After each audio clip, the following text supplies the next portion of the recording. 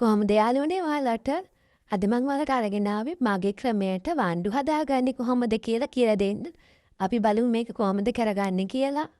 මෙතනදී අපිට අවශ්‍ය වෙනවා හකුරු ග්‍රෑම් 250ක් මේ වගේ පොඩි කෑලි වලට කඩලා භාජනයකට දාගන්නවා. ඒකටම සීනි ග්‍රෑම් 125කුත් දාගන්නවා. වතුර මිලිලීටර් 200කුත් දාලා ලුණු තේ හැඳ 3 කාලක් විතර දාගන්නවා.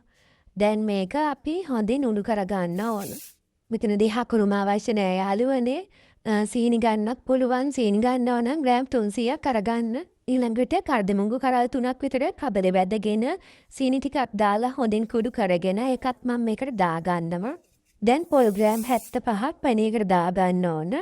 ඊළඟට පොල් ටික හොඳින් මැල වෙනකන් අපි මේක ලිපේ තියාගන්නවා. දැන් පැණි පොල් මිශ්‍රණය අපි හොඳටම නිමනකන් තියාගන්න ඕන. දැන් වණ්ඩු ටික තඹ ගන්න කප් ටික ලෑස්ති කරගන්න ඕන. ඊළඟට රයිස් කුකර් එකේ ස්ටීමර් එක අරගෙන මම මේ විදිහට පුංචි කප් ටිකක් තියාගන්නවා. දැන් කැන්දකොල අරගෙන මේ විදිහට කප් එක ඇතුලෙන් තියාගෙන මේකට තමයි අපි වණ්ඩු පුරව ගන්නෙ. අපේ පැණි පොල් මිශ්‍රණය මේ වගේ දිය ගතියට තමයි තියෙන්න ඕන. දැන් පාන් පිටි ග්‍රෑම් 200යි හාල්පේ ග්‍රෑම් 100යි දාගන්න ඕන. ඊළඟට බේකින් සෝඩා තේ හැඳි භාගයයි බේකින් පවුඩර් තේ හැඳි භාගයයි දාගන්න ඕන. මේකටම සූදුරු තේ හැඳක් දාගන්නවා. සූදුරු රසට අකමැති අය සූදුරු දාගන්න එපා. දැන් මේ ටික හොඳින් මම කලවම් කරගන්නවා. මේ විදිහට කලවම් කරගෙන යද්දී අපේ පිටි මිශ්‍රණයේ දිය ගතිය මදි වෙනවා. දිය ගතිය වැඩි කරගන්න මම වතුර ටිකක් දාලා හොඳින් කලවම් කරගන්නවා. වතුර වෙනුවට ඔයාලට පොල් කිරි පාවිච්චි කරන්න පුළුවන්. වතුර දාගනිද්දි මද රස්නේ වතුර තමයි දාගන්න ඕන. ඉතින් යාළුවනේ වෙනදා වගේම මගේ පේජ් එක ෆලෝ කරලා මාත් එක්ක එකතු වෙලා මට සහයෝගය දෙන හැමෝටම ගොඩාක් ස්තුතියි. දැන් වණ්ඩු මිශ්‍රණයේ පදම මෙන්න මේ ගානට තමයි තියෙන්න ඕන. දැන් කැන්දකොල දාගත්ත කප් වලට වණ්ඩු මිශ්‍රණය පුරව ගන්න.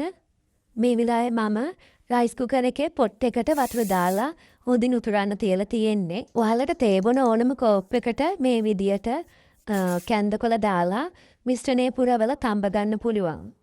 දැන් වණ්ඩු ටික රයිස් කුකර් එකෙන් තියාගෙන මම මේ විදිහට වහලා විනාඩි 35ක් 40ක් යනකම් තඹ ගන්නවා.